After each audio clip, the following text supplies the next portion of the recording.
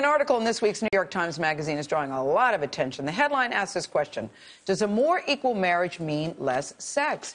It's written by psychotherapist Lori Gottlieb, who's in Los Angeles this morning. She's also the author of Marry Him, the case for settling for Mr.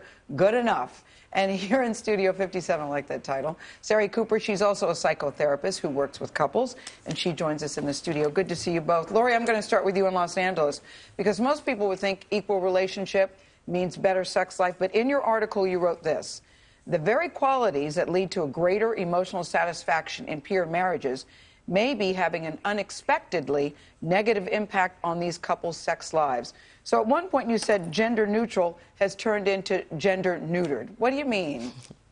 Well, it turns out that a lot of the qualities that we pick our partners based on, most people are now going into egalitarian marriages where we pick people who are very similar to us. But it turns out that people who are in these marriages have a lot of sameness, and it decreases the sexual heat between them. So are you saying egalitarian marriage is bad? No, not at all. Not at all. I'm saying that, you know, every era has its own sexual difficulties, and in peer marriages, there are certain challenges that people need to be aware of. In fact, you make a distinction about the kinds of household chores that men do based on how much sex they have. Tell us what you mean. Right. So there were these studies that I cite in the article where they found that if men did more feminine chores like dishes, laundry, those kinds of things, as opposed to doing more masculine chores like taking out the trash, fixing the car, they had sex 1.5 fewer times per month than the men who did the masculine chores. But, Lori, we should note, because I did go and look up that study. That study is more than 20 years old, correct? No, some of the data about the sex is from the 90s, but it turns out that the household chore data is much more recent. And if we were seeing some difference in terms of, like, let's say that men did more feminine chores and that was more sexy, you would see a difference there, too. So the person who did the study said they don't really think that much has changed there. Okay, Charlie, what chores do you like to do? I mean, I think that helps add to the conversation, no? Okay, go ahead. Just wondering. Suppose a couple has this problem. Right. What do they do? All right.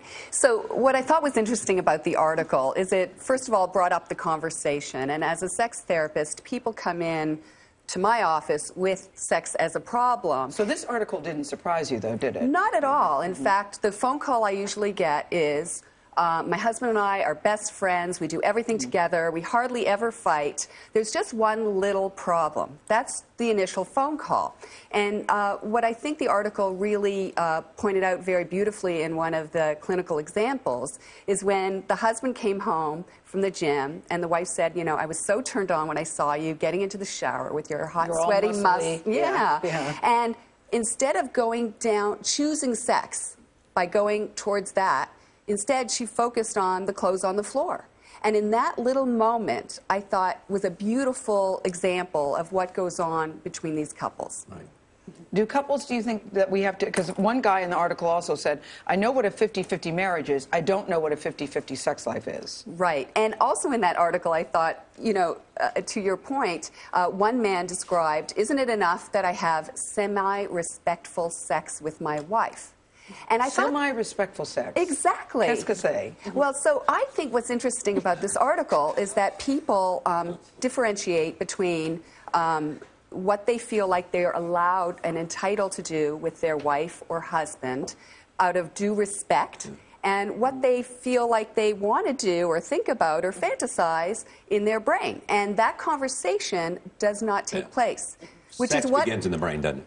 It really does. And, you know, to answer your question, Charlie, I think that's what I allow people to do in the room. I start the conversation about, well, what are you really sort of thinking about? What are you interested in exploring without pressure? What turns you on? And it's amazing what people are, you know, once they're given permission, what they start to talk about. Keep going, Charlie. and you know, but He knows I'm true. But you know, Charlie, I think you're asking the right question, Thank you. which is not only He always does.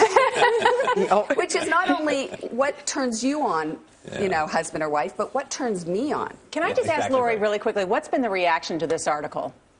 I think the reaction has really started a conversation because a lot of people don't really talk about this. I'm a therapist also, and a lot of people will talk about all kinds of things that are going on in the relationship. Who's doing the pickup? Who's picking up the cereal on the way home?